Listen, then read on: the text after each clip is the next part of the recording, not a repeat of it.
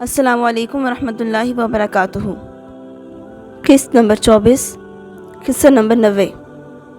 حضرت عمر رضی اللہ تعالیٰ عنہ کا خدام کے ساتھ کھانا تناول فرمانا۔ حضرت عمر بن خطاب رضی اللہ تعالیٰ عنہ حج کے ارادے سے مکہ آئے تو صفوان بن امیہ رضی اللہ تعالیٰ عنہ نے آپ کے لیے کھانا تیار کیا۔ جب کھانا تیار ہو گیا تو حضرت صفوان رضی اللہ تعالیٰ عنہ ایک بہت بڑے برتن میں ڈال کر لائے۔ وہ اتنا بڑا تھا کہ 4 مضبوط آدمی اس کو اٹھا سکتے تھے۔ کھانا لوگوں کے سامنے رکھ دیا، لوگ کھانا کھانے لگے اور خادم کھڑے تھے۔ حضرت عمر رضی اللہ تعالیٰ عنہ نے تعجب کرتے ہوئے فرمایا، کیا بات ہے، تمہارے خادم تمہارے ساتھ کھانا نہیں کھا رہے ہیں؟ کیا تم ان سے اعراض کرتے ہو؟ سفیان بن عبداللہ نے کہا، امیر المومنین بخدا ایسی کوئی بات نہیں ہے، ہاں البتہ ہم خود کو ان پر ترجیح دیتے ہیں۔ حضرت عمر رضی اللہ تعالیٰ عنہ کو شدید غصہ آیا۔ فرمایا کہ اللہ تعالیٰ ایسی قوموں کا ستیہ ناس کرے جو خود کو خادموں پر ترجیح دیتے ہیں۔ پھر خادموں سے فرمایا، بیٹھو اور کھاؤ۔ چنانچہ خدام بھی بیٹھ گئے اور امیر المومنین رضی اللہ تعالیٰ عنہ کے ساتھ کھانے لگے۔ قصہ نمبر 91۔ عام مسلمانوں کو بھی وہی کچھ کھلاؤ جو تم خود کھاتے ہو۔ آذربائیجان میں عتبہ بن فرقد کی خدمت میں ایک کھانا پیش کیا گیا جس کو خبیث کہتے تھے، جو کھجور اور گھی سے تیار کیا جاتا تھا۔ جب انہوں نے کھانا کھایا تو بڑا شیریں اور خوش ذائقہ محسوس ہوا۔ فرمانے لگے کہ خدا کی قسم ہم ایسا کھانا امیر المومنین کے لیے بھی ضرور تیار کریں گے۔ چنانچہ انہوں نے اس کھانے کے 2 بڑے برتن تیار کیے اور 2 آدمیوں کے ہاتھ ایک اونٹ پر رکھوا کر حضرت عمر بن خطاب رضی اللہ تعالیٰ عنہ کے پاس بھیج دیے۔ جب وہ آدمی برتن لے کر بارگاہ خلافت میں حاضر ہوئے تو حضرت عمر رضی اللہ تعالیٰ عنہ نے ان برتنوں کو کھولا تو دریافت فرمایا کہ یہ کیا ہے؟ انہوں نے بتایا کہ یہ خبیث ہے۔ امیر المومنین نے اس کو چکھا تو بڑا شیریں اور خوش ذائقہ محسوس ہوا۔ حضرت عمر رضی اللہ تعالیٰ عنہ نے ان قاصدوں کی طرف نظر التفات کرتے ہوئے پوچھا، کیا وہاں کے تمام مسلمان یہ کھاتے ہیں؟ قاصدوں نے نفی میں جواب دیا۔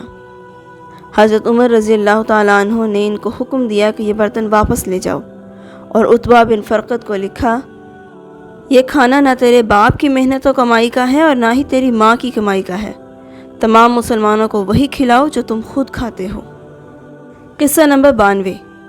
حضرت عمر رضی اللہ تعالیٰ عنہ کا اپنے بیٹے کو تنبیہ کرنا۔ حضرت عبداللہ بن عمر رضی اللہ تعالیٰ عنہما اور حضرت مقداد رضی اللہ تعالیٰ عنہ کے درمیان تیز کلامی ہو گئی۔ حضرت مقداد رضی اللہ تعالیٰ عنہ نے ان کے والد محترم فاروق اعظم رضی اللہ تعالیٰ عنہ سے شکایت کی تو حضرت عمر رضی اللہ تعالیٰ عنہ نے نظر مانی کہ وہ ان کی زبان ضرور کاٹیں گے۔ جب ابن عمر رضی اللہ تعالیٰ عنہ کو اپنے والد محترم کی طرف سے اس کا اندیشہ ہوا تو انہوں نے چند صحابہ کرام رضوان اللہ اجمعین کو جمع کر کے ان سے بات چیت کی کہ حضرت عمر رضی اللہ تعالیٰ عنہ ان کو معافی دے دیں۔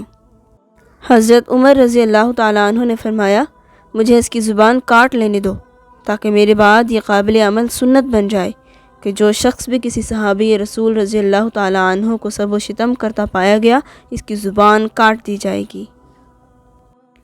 قصہ نمبر 93۔ ام سلیت رضی اللہ تعالیٰ عنہ زیادہ حقدار ہیں۔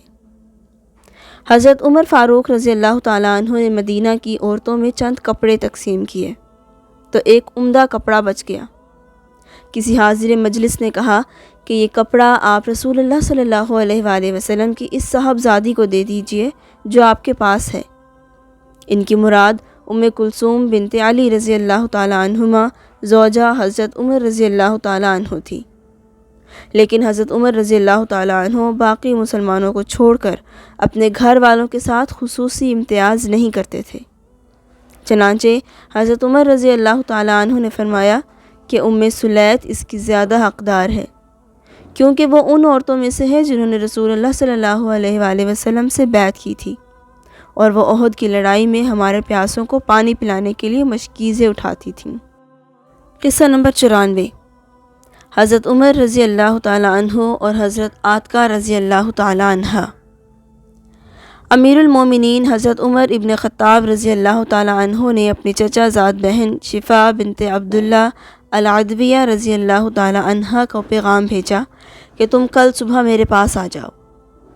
چنانچہ شفا بنت عبداللہ رضی اللہ تعالیٰ عنہ صبح کے وقت پہنچی تو دیکھا کہ حضرت عمر رضی اللہ تعالیٰ عنہ کے دروازے پر عاتکہ بنت اسید بن ابی العاص رضی اللہ تعالیٰ عنہ بھی بیٹھی ہیں۔ وہ دونوں اندر گئیں۔ دونوں کے درمیان تھوڑی دیر گفتگو ہوتی رہی۔ پھر حضرت عمر رضی اللہ تعالیٰ عنہ نے ایک اعلیٰ کپڑا منگوایا اور عاتکہ بنت اسید رضی اللہ تعالیٰ عنہ کو دیا۔ پھر اس سے کم درجہ کپڑا منگوایا اور شفا بنت عبداللہ عدویہ رضی اللہ تعالیٰ عنہ کو عنایت فرمایا۔ شفا رضی اللہ تعالیٰ عنہ کہنے لگی، اے عمر رضی اللہ تعالیٰ عنہ، میں ان سے قدیم الاسلام بھی ہوں اور آپ رضی اللہ تعالیٰ عنہ کی چچا زاد بہن بھی ہوں۔ آپ نے تو مجھے خود بلا بھیجا ہے اور یہ تو از خود آئی ہیں، پھر آپ نے ایسا کیوں کیا؟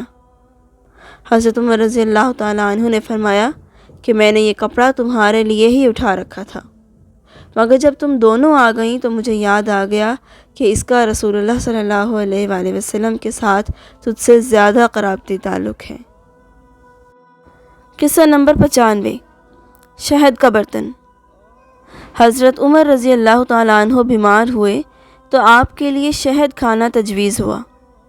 بیت المال میں شہد کا ایک چھوٹا سا پیالہ تھا۔